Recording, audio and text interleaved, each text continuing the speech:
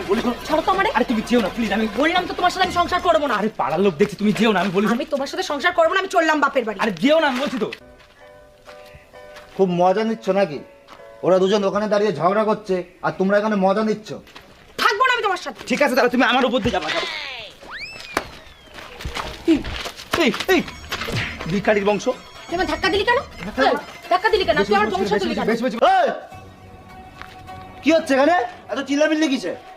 হ্যাঁ, কি হয়েছে? কি কি হয়েছে? আরে দাদা আপনি জানেন না, আর সেইরাম দরজাল মেয়ে ছিল।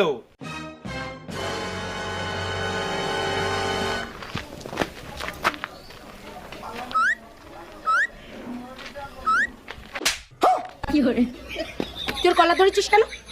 তোর কলা ধরেছিস কেন? ওর পাড়ায় একটা মান সম্মান নেই? হ্যাঁ চলো।